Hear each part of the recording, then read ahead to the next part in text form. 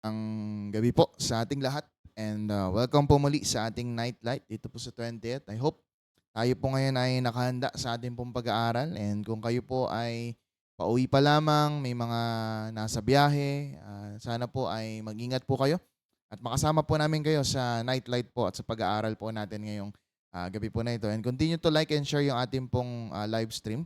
And welcome po sa ating 11 viewers. Thank you po sa mga nag-mention na and thank you kay Mama sa pag-mention ng kanya pong mga friends sa Facebook. Ganun din kay sino nga ba ito? Ayan, blessed evening po. Sorry po, hindi ko po makita yung mga Korean names mo. Sino po ba ito? Ayan. Good evening po sa inyo. Sorry po, hindi ko po ma-zoom. Kilala mo ba yun, Father John? Ayan. Sige po, magandang gabi po. At sa iba pa po natin mga kasama po ngayon, magandang gabi po. And sana po ay patuloy nating i-share yung live stream po natin. If you have prayer request, Thanksgiving, pwede po kayo mag-comment sa ating comment section and maisama po natin sa closing prayer po natin mamaya. And sana po, mag-stick tayo until matapos po yung nightlight natin. And this is our study night. And sana po ay nasa mindset na natin. Sana nasa routine na po natin ang nightlight natin every Friday. Sana lagi na po yan naka-alarm, naka notification na po sa inyo every time na nakakapag-live stream po tayo. Kaya I hope ay makapanood at makapag-aral ang bawat isa po sa atin dahil napakaganda ng siniseries po natin ngayon. Kaya before we continue mga kapatid sa pag-uusapan po natin ngayon and while waiting for other members po natin and other watchers natin sa gabi po na ito, ay simulan po natin ang ating pong nightlight sa pamamagitan po ng isang panalangin. Tayo pong lahat ay lumapit sa ating Panginoon. Ama naming Diyos na dakila at lubang makapangyarihan sa lahat, tunay na ikaw ay dakila sa aming pong buhay. Kaya kami kayo noon, Panginoon, ay lumalapit po sa inyo, nagpupuri, tumaas sa Panginoong Diyos na ng inyo pong paggabay sa aming pong pag-aaral ng inyong mga banal na salita. Nawa, Panginoon, tumimo po ito sa aming mga puso't isipan, maintindihan, maunawaan namin upang makadagdag sa pananampalataya po namin sa iyo, mapalalim ang relasyon at mapaglingkuran ka namin ng lubusan, Panginoon. Lord, maasa po kami na tatanggalin niyo po yung mga distractions sa aming pong pag-aaral po ngayong gabi po na ito. Nawa, Panginoon, maliit man po ito, malaking mga distraction, nawa hindi po ito makagambala, makasira sa pag-aaral namin na inyong mga banal na salita at marami kami matutunan at magawa sa aming buhay sa pamagitan po nito. Panginoon, sa iyo po namin ibinabalik ang lahat ng ito na may papurit pa sa salamat sa dakilang pangalan ng aming Panginoong Yesus. Amen. Yan, sige po, muli po, magandang gabi po at sana po pwede kayong mag-share kung kamusta ang inyo pong buong Friday.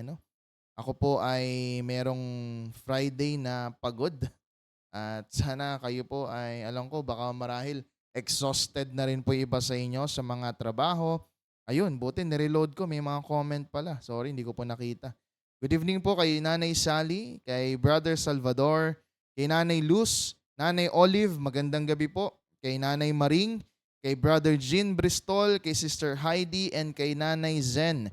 Magandang gabi po sa inyo. Sana po patuloy po kayong mag-comment sa ating live po ngayon. Wag na wag kayong mahihiya dahil ito pong pag-aaral po natin ay para po sa ating lahat. Kung nais nyo po rin magtanong, magbahagi, pwede po. Kaya antayin ko po ang inyo pong mga comment and i-reload ko po ito dahil kanina wala pong mga comment. Meron palang mga comment.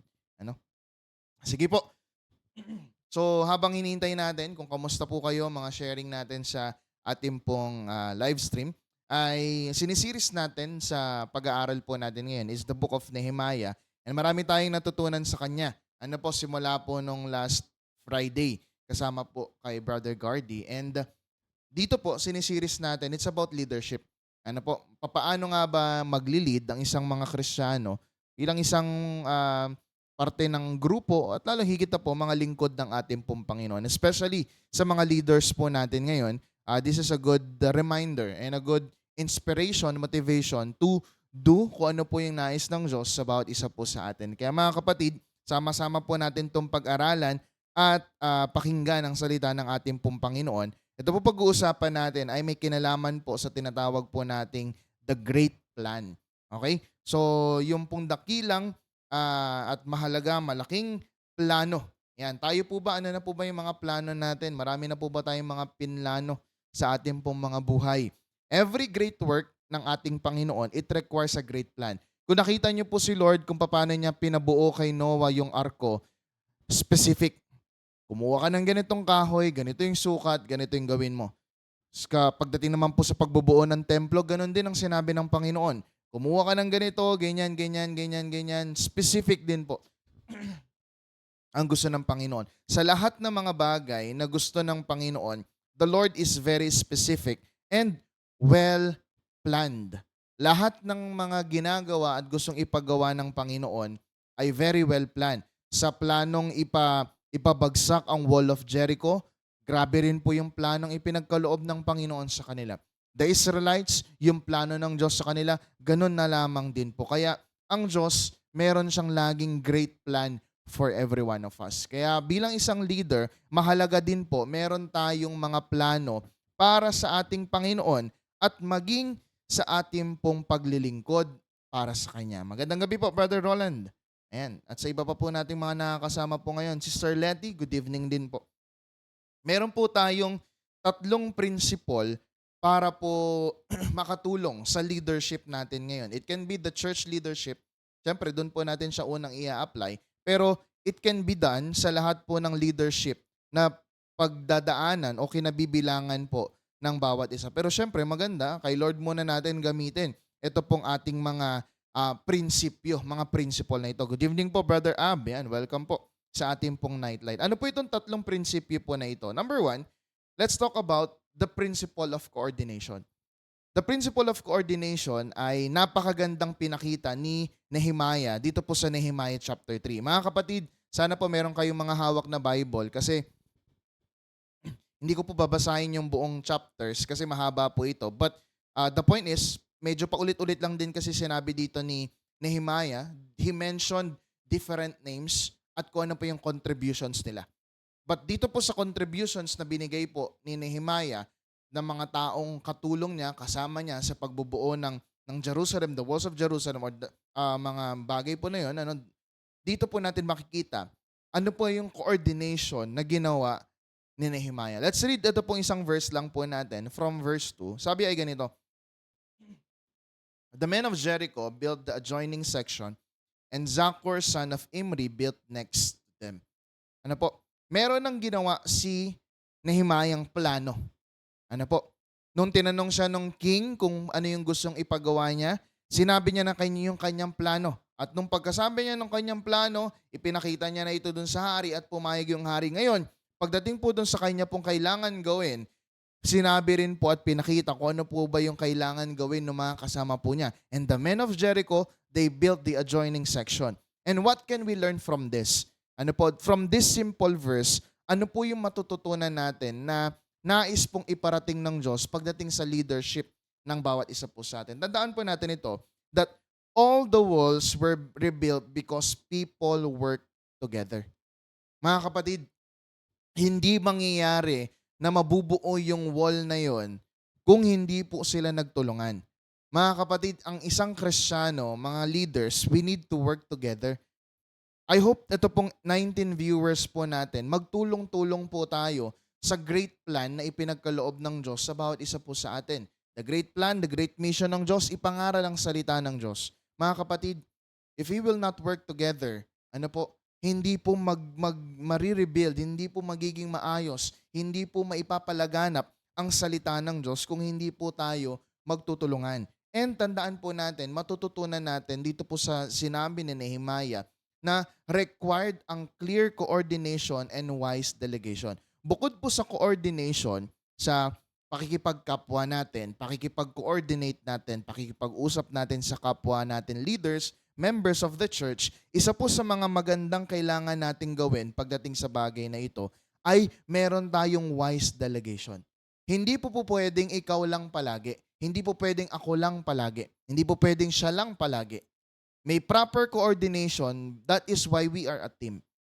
Kaya nga tinawag natin tong principle of coordination. Hindi lang ikaw, hindi lang ako. Lahat tayo ay kailangan pong kikilos sa bagay po na ito. Kaya nga po we are a church. Kaya nga an example lagi ni Pablo na ang church, it is like the body of Christ. Ano po? Or the body of human being. Bakit? Kasi we have different parts. Meron tayong different purposes. Ano po, and ibig sabihin po nito, meron tayong kailangan gawin sa ating pong buhay. Meron tayong coordination dapat. Ano yan, magandang gabi po, Sister Lizelle and kay Sister Grace. Ano? So, welcome po sa ating pong nightlight. And yun nga, hindi po pwedeng hindi clear yung coordination at hindi po pwedeng hindi wise yung delegation. If you know your members, if you know the people around you, kung sino po yung mga kasama natin sa paglilingkod, we can delegate the work efficiently. We can delegate the work na meron pong katalinuhan, karunungan. Kaya mga kapatid, ito po ay isang paalala sa atin. Kapag ikaw ay isang leader ng church, ikaw ay leader ng marami pong bagay, and hopefully, iba-iba po sa atin, can lead the church as well. Hindi man po offices ng church, but we can lead people, smaller groups of people, and we can apply this as well. Kaya sabi po rito, no leader can do everything alone. Hindi kayang gawin talaga ng leader. Mga kapatid, let's accept this fact. That no leader can do everything. Walang kayang makagawa nito. Kahit po ako, kung sino man pong tao, maraming alam sa mundo, hindi pa rin po ito sasapat para magawa niya ang lahat ng bagay. Kukulangin at kakapusin pa rin po. Kaya mga kapatid, I hope we can work together. Pagtulungan po natin. Ito po yung sinasabi ni Nehemiah na nagawa nila ng sama-sama, nang hindi lang po siya mag-isa. Let's have this coordination. For example, ito na lang pong upcoming anniversary natin. Sana magkaroon tayo ng coordination. Bukod po dun sa mga leaders natin na nagli-lead ng ating anniversary, I hope and I pray ng bawat members po natin, we can coordinate and help to organize, to build, and to ready yung pong anniversary natin because this is a celebration of the goodness of God. Hindi lamang po para sa amin, kundi para rin po sa ating lahat. Kasi this is God's goodness, a testimony of faith ng 20th Street Church of Christ that for 116 years, the Lord has been faithful. Hindi nagkulang si Lord. Kung tatanungin nga po tayo ngayon, we are still blessed. Pinagpapala at pinapalakas pa rin tayo ng Diyos. And tandaan po natin, ito pong bakit kailangan siya ng pagiging leader. Dahil po, secondly, delegation multiplies effectiveness. Kapag tayo po nakapag-delegate na ng task, ng iba't ibang workload sa iba't ibang tao, magiging mas effective po tayo. Mas magiging maganda yung kalalabasan. Imagine, lagi po natin itong ine-example kapag nagpipreach po tayo when it comes to evangelism. We are talking about each one bring one. Imagine that, mga kapatid, na kung isang Kristiyano na uma-attend po sa atin every Sunday would bring one person sa church, gaano na po tayo dadami? Sino-sino na po yung mga maglilingkod sa Panginoon? Just one-on-one lang po yun, mga kapatid. Hindi pa po ito yung marami kang mabibitbit na mga kapatiran, mga bagong lalapit sa ating Panginoon. Kaya ang delegation, it can improve the effectiveness ng ginagawa po natin para kay Lord. And pangatlo, ang coordination, it prevents confusion and wasted efforts. Mga kapatid, ito po yung mga, lalo na po sa mga nag-handle ng events, nag-handle ng mga ministries, nagli-lead sa church, lagi pong may confusion, lagi pong mga may wasted effort. Why? Kasi kulang sa coordination, kulang sa pakikipag-usap. Gagawin ko to, gagawin niya yan, gagawin natin to. Nagkukulang sa coordination, kaya ang nangyayari, nako-confuse tayo, nagkakasamaan ng loob. Hindi na natutuloy yung magandang plano kasi kulang sa coordination. Nawi-waste yung effort na meron po tayo. Na imbis na effective tayo, iba't iba yung ginagawa natin ngayon, nag-overlap tayo kasi akala ko hindi mo ginawa eh. Ginawa mo pala. Ay, akala ko gagawin mo, hindi mo pala ginawa. So, imbis na mapadali, mas sumihirap yung ginagawa natin kasi the leaders of the church na hindi nape-prevent yung confusion dahil walang coordination. Kaya mga kapatid, bilang isang leader po ng ating pong Panginoon, we have this big task. We have this great responsibility. Pinangahawakan po natin ito. Hindi po madaling maging leader, but this is very worth it, especially we are serving the Lord na lumikha ng langit at ng lupa. Kaya mga kapatid, sana po, Why do we need to have the principle of coordination? Is because we don't want confusion, we don't want wasted efforts sa loob ng church. Kaya po minsan maraming nagtatampo eh. Ay, ginawa ko to, hindi naman ako na-appreciate. Eh kasi baka hindi naman tayo nag-coordinate. Ano? Gusto mo mag-ministry pero hindi ka nagtanong, meron na bang tungkol dito? May gumawa na ba? Ngayon, dahil hindi ka nagtanong, gumawa ka, nung binigay mo na, ginawa mo na to, binigay mo sa leader, meron na pala. Ngayon, magtatampo tayo, ay meron na pala. Sayang naman yung effort ko. Eh kung nakipag-coordinate tayo nung una pa lang, may masasayang bang effort? Wala.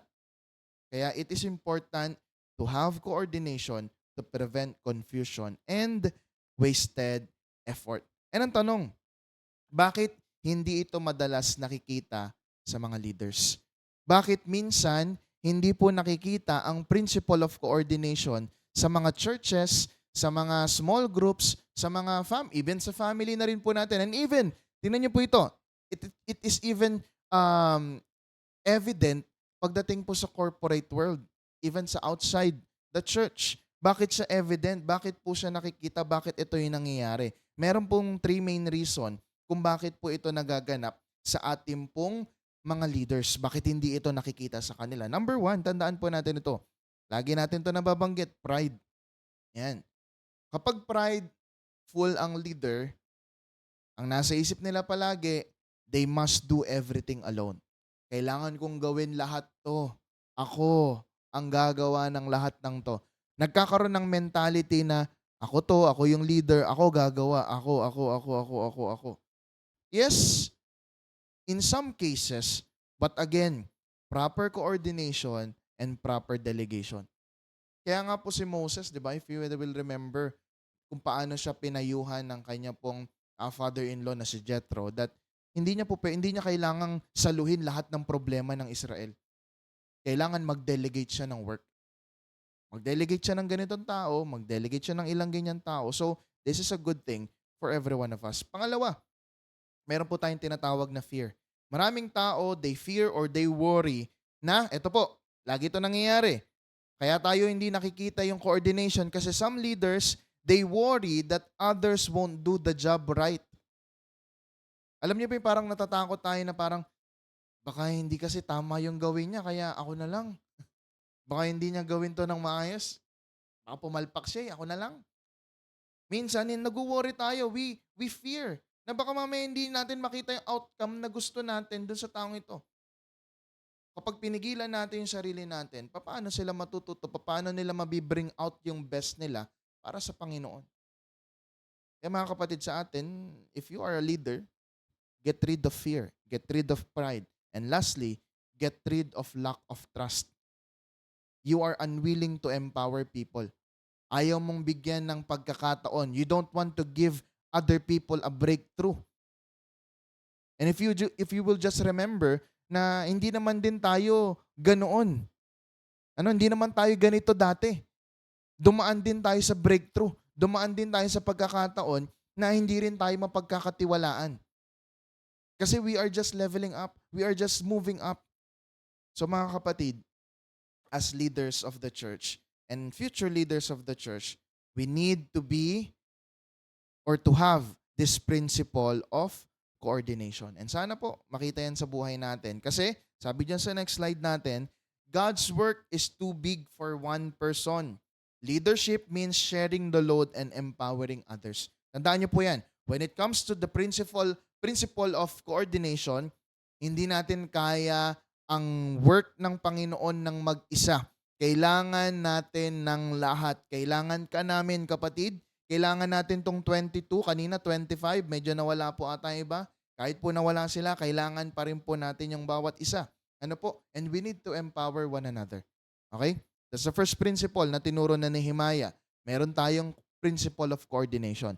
Second, we need to have this principle as well. Yung tinatawag nating principle of unity and involvement. This is important, mga kapatid. Sabi po sa verse 17, let's read this. Next to him, the repairs were made by the Levites under Rehum son of Bani. Beside him, Hashabiah, ruler of half the district of Keilah, carried out repairs for his district. Again, kagaya nga na sinabi ko po sa inyo kanina, hindi natin to babasahin tong buong chapter na to kasi it just talks about ano yung ginagawa ng mga iba't ibang tribes ng Israel, iba't ibang mga parts ng Israel. Kanina, ang narinig po nating tumulong ay yung tribe ng the men of Jericho. This time naman, ang tumulong ay yung pong mga Levites. So from the men of Jericho to the Levites people, ano po, sila ay may mga ginawa na. And ngayon, ang tinuturo natin, ang gusto nating magkaroon ng bawat isa is the principle of unity and the principle of involvement. Ayan. Hindi magkakaroon ng unity kung walang involvement na nangyayari. Kaya this goes hand in hand. Ano po, magkatulong to palagi. Unity at involvement. Hindi magkakaroon ng unity nang hindi po tayo nag-i-involve. Kaya ngayon, ang tanong, kung si Nehemiah, napa-involve niya yung mga tao, the men of Israel, ano po, para sumali, ma-involve, magkaroon ng pagkakaisa, papaano niya po ito ginawa? This is what we will answer dito po sa second point natin. How did Nehemiah get the people to be involved? Papaano niya na ito nagawa? Meron po tayong 3 steps regarding po dito. Number 1, ang ginawa ni Nehemiah, mababasa niyo po yan even sa chapter 1 pa lang po. He prayed from the very beginning. Leaders of the church, let's mention them. Ano po? Mga elders natin, mga deacons natin, mga diakonesa, officers ng youth, officers ng young adult, officers ng silver gray, officers ng builders, Sunday school, media team. Ano pa ba yung ministry natin dito? May nakalimutan pa ba ako, Brother Japet? Parang wala na, no? O basta sa lahat ng offices natin sa church, every sectors, every leaders, mga kapatid, are you praying bago tayo maglingkod kay Lord? Pinagpe-pray ba natin yung plano natin? Sa mga personal prayers ba natin, are we including the plans? Pinagpe-pray po ba natin ito? O nagpe-pray na lang tayo sa mismong event? Nagpe-pray na lang tayo sa mismong ministry? Si Nehemiah, hindi niya pa nasasabi yung plano sa king, hindi niya pa nasasabi yung plano sa mga Israelita.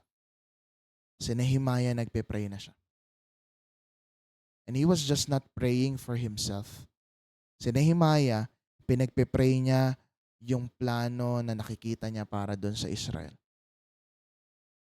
So ang tanong, for our leaders and future leaders, are you praying for God's plan and your plans, your vision sa mga pinangahawakan po nating offices? Pangalawa, si Nehemiah, nagpakita siya ng pangangailangan. Alam niyo po, last Sunday, sinabi ko po ito. Actually, nung Wednesday din, nabanggit ko rin ata ito. Hindi pala nung Wednesday. Last Wednesday. Or basta nung nag-message po sa midweek. Mga kapatid, si Nehemiah, pinakita niya yung pangangailangan na hindi kayang punan ni numan. Mga kapatid, sa atin din po. We have a need. Alam niyo po kung anong pangangailangan ng church natin? Ang laki ng pangangailangan ng church natin. And sad to say, not everyone wants to be involved. Sa mga nakikinig po ngayon, I hope I'm bringing out the need of the church. The need of the church is not just physical needs. To follow na lang yun eh. Alam niyo po what really yung need ng church natin sa panahon po natin ngayon is for people's involvement. For everyone's involvement. For everyone's unity. And I hope magising po tayong lahat. Kasi di ko alam kung ano na po nangyayari sa mundo natin ngayon. Hindi ko po ito ginagamit just to cause fear sa bawat isa po sa atin. But we need this time, mga kapatid, na ang laki na ng pangangailangan natin sa church. Sa mga committed leaders, mga committed ministries na meron po tayo, nagkukulang po tayo. Yes, we are, ano bang magandang term nito? Parang nakaka-get by naman tayo, nakakaraos naman tayo.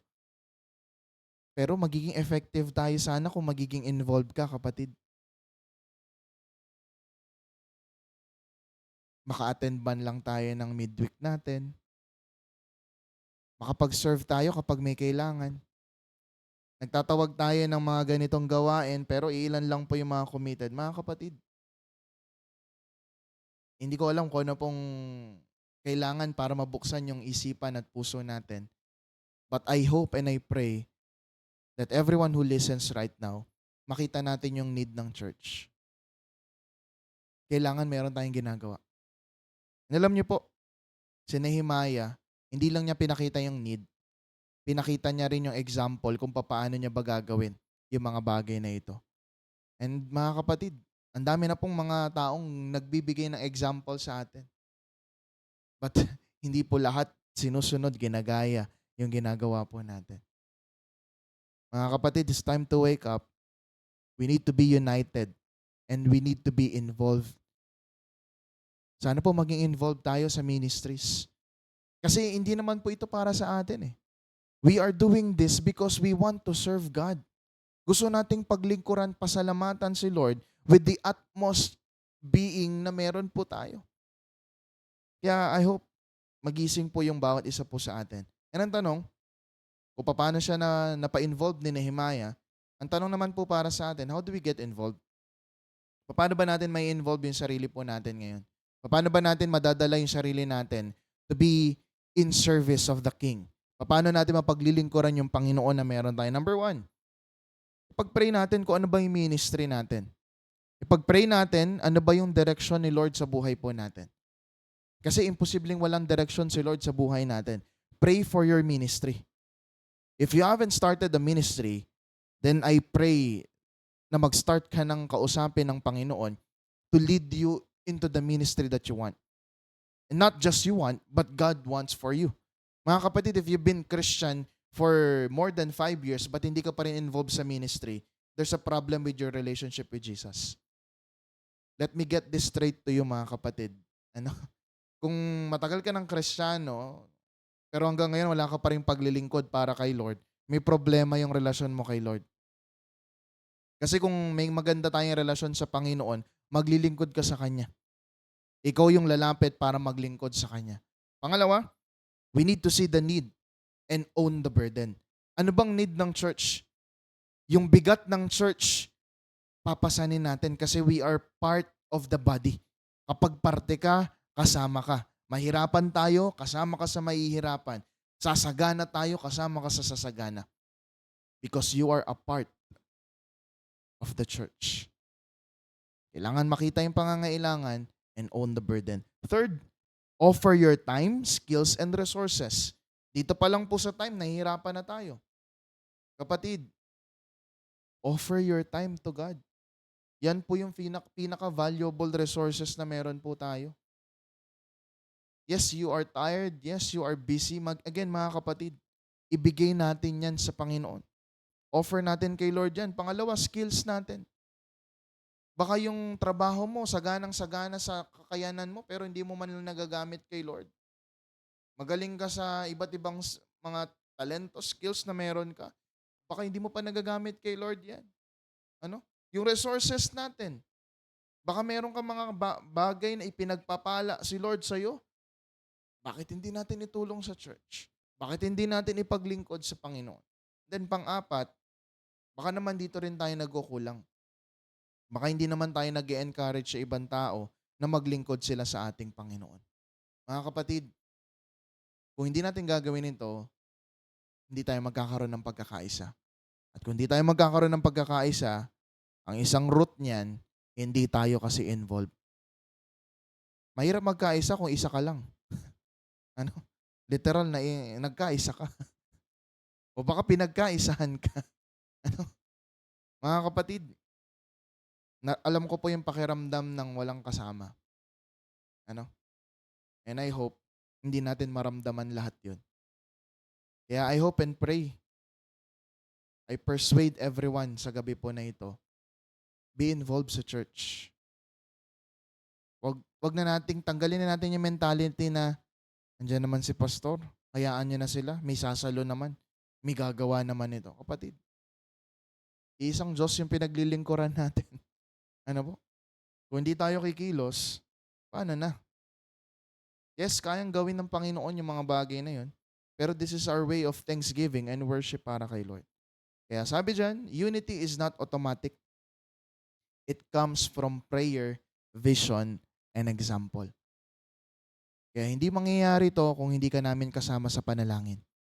Kapatid, panalangin natin yan. Sana we are involving this in our prayers, personal prayers. Sana po na ipagpe-pray po natin yung mga bagay na yan para po sa ating pong buhay. Especially sa paglilingkod natin sa Panginoon.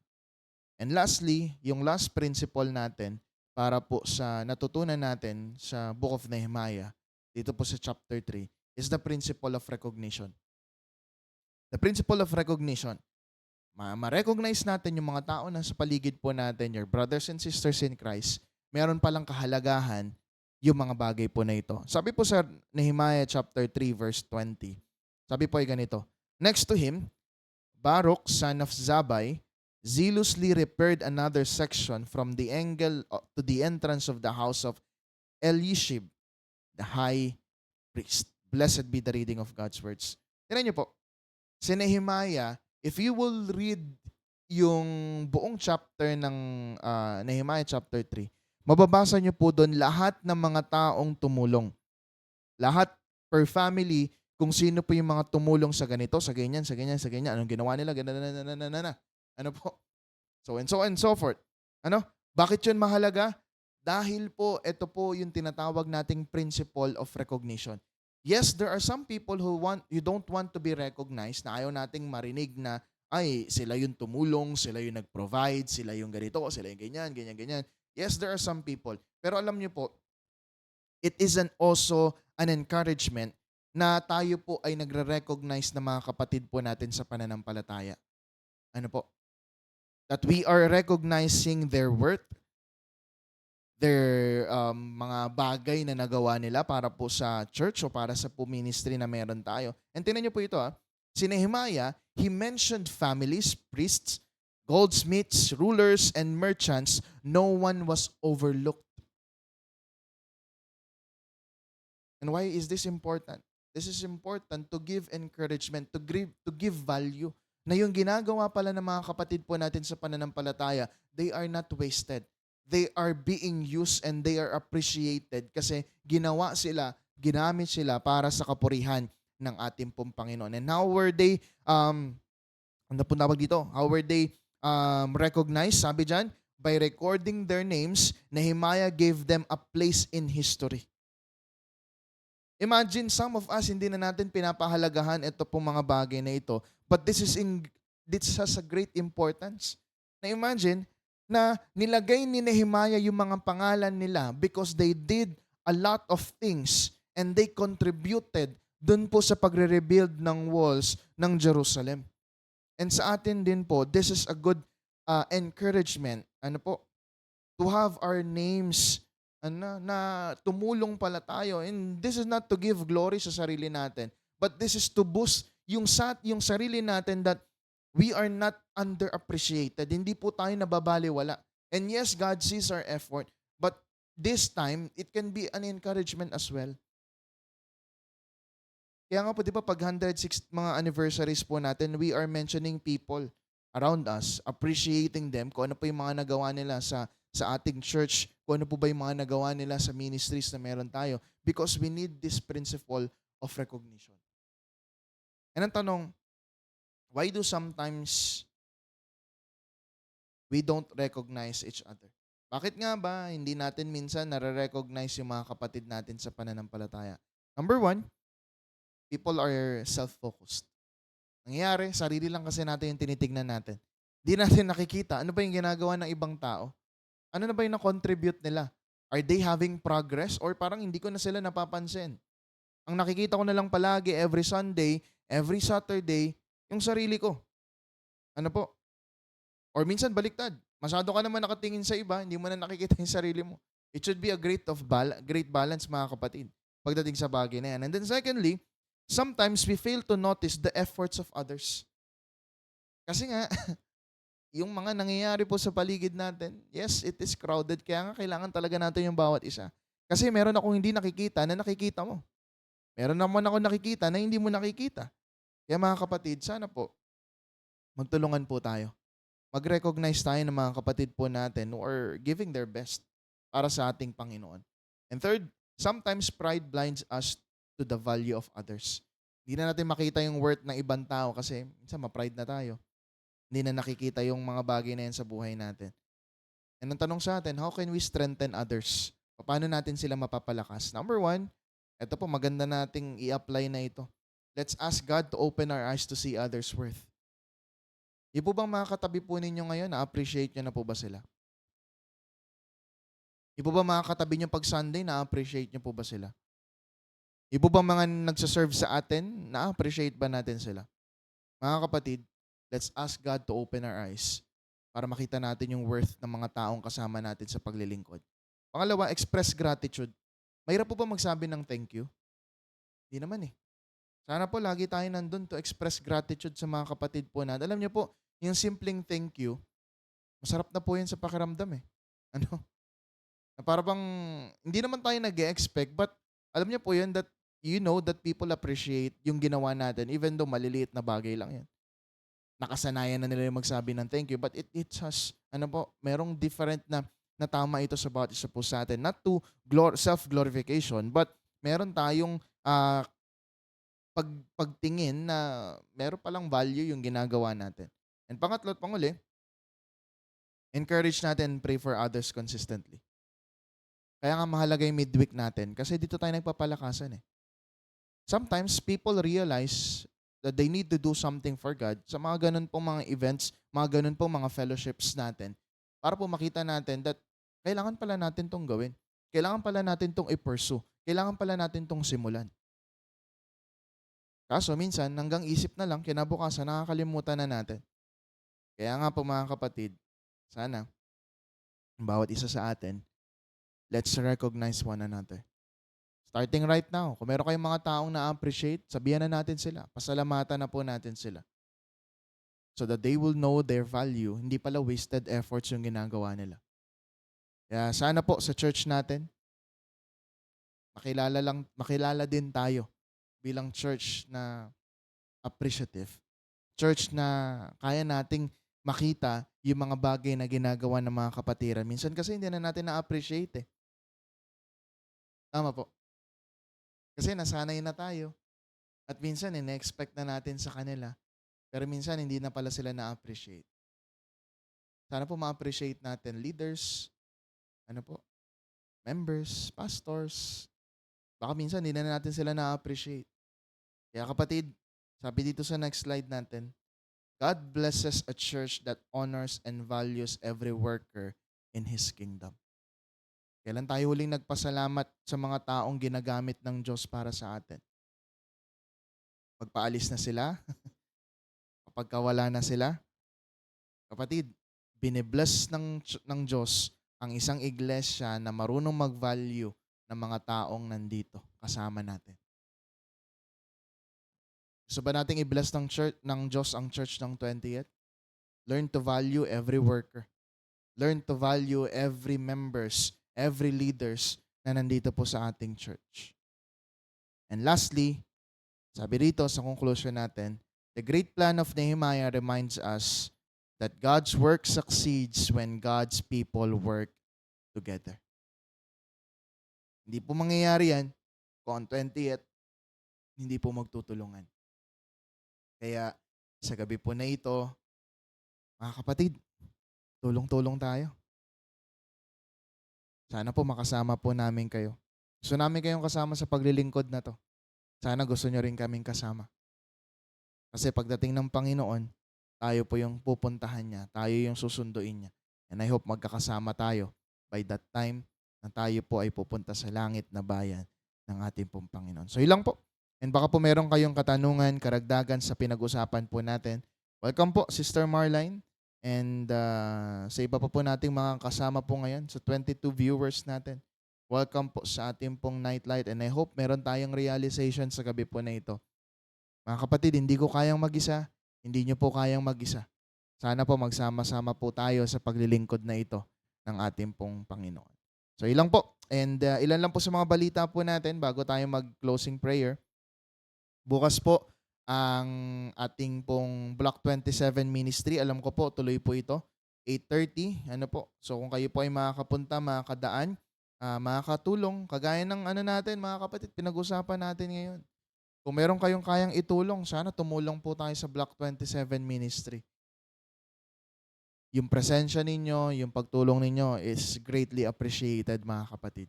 Kaya sana po makasama namin kayo sa paglilingkod po na ito. At ganoon din po sa ating pong CYF bukas. Sana po magsama-sama tayo. Full pack po ulit tayo bukas kasi meron pong Olongapo Zambales Dorcas na gaganapin po sa Riverview, Subic Riverview.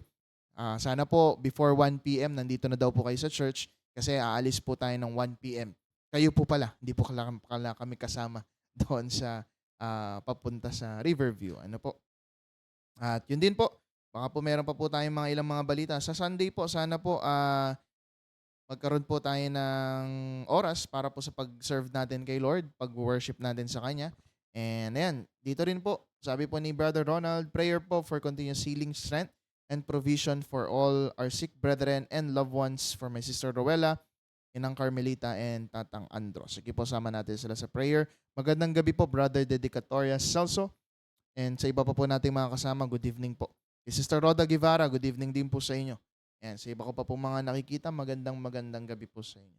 Yun po, meron po ba tayong mga dagdag na balita? Yung pong anniversary natin, 116th anniversary natin, na may tema pong blueprint. I hope may sama natin sa personal prayers natin to be successful and to na magawa yung pong objectives natin for this year. Ano? So ilang po, meron pa po ba tayong mga dagdag po, mga tanong, mga sharing sa ating live? Pwede kayong mag-comment po dyan and po ay mahihiya. Kung wala na po, ay tayo na po ay lalapit sa Panginoon sa panalangin, and I hope meron po tayong natutunan sa gabi po na ito. Na-remind po tayo. And again, mga kapatid, sana po tulong-tulong tayo sa paglilingkod natin para sa ating Panginoon. Tayo pong lahat ay sumandali pong manalangin. Maraming Diyos na dakilat lubha makapangyarihan sa lahat, kami Panginoon ay lubos na nagpupuri, nagpapasalamat po sa inyo. Salamat Lord sa panibagong pag-aaral na inyo po pinagkaloob sa amin tungkol po sa ginawa ni Nehemiah paglilingkod, pangunguna sa pagbubuo muli ng walls of Jerusalem, Lord God, at sa mga bagay na nasira po sa bagay na ito. Lord God, we are also praying sa application po na ito sa tatlong principle na tinuro nyo po sa amin: principle of coordination, principle of unity and involvement, and principle of recognition. Lord God, sana po magawa po namin ito and magkasama-sama ang mga lingkod mo dito po sa dako ng 20th, and even yung mga kapatid po naming hindi namin nakakasama dito at nagsuserve sa kanilang mga churches, Lord God, let them experience this part, Lord God, and magawa nila itong bagay na to para sa paglilingkod nila para po sa inyo. Lord, kasama po sa panalangin namin ng mga kapatid po namin who needs healing and strength na nanggagaling po sa inyo. Kay Brother Romel Adriano, kay Sister Marline, kay Sister Rowella, kay Sister Carmelita, and kay Brother Andro, at kay Nanay Zen, Lord God. Bless them, O Lord. Kaplusin niyo po sila na inyong mapagpalang kamay and maramdaman nila ito, Lord God, yung strength na nagbumula po sa inyo, your providence. And alam namin, Lord God, na hindi mo sila pababayaan sa kanila pong buhay, financially, materially, and support, pagmamahal na kanila pong mga pamilya, Lord God. And ganoon din, Panginoon, ang panalangin namin for everyone who struggles with sin or struggles with problems, challenges sa kanila pong buhay, Lord God. Give us hope and overcome yung mga bagay po na ito. Transform our lives, Lord God, and let us be more Christ-like. And sana, Lord God, makita ka sa buhay po namin. And Lord, i-bless po yung mga activities na parating, Lord God, sa paglilingkod po namin sa iyo. Not just to glorify ourselves, Lord God, but to glorify you, Lord, sa buhay po namin. Panginoon, sama-sama kami ngayon nagpupuri, umaasang tatanggapin ang lahat ng bagay po na ito. At umaasa kami, Lord God, na ikaw yung aming napapurihan, napasalamatan sa gabi po na ito sa tanging pangalan ng aming Panginoong Yesus. Amen. God bless po sa ating lahat, mga kapatid, and see you po next Friday.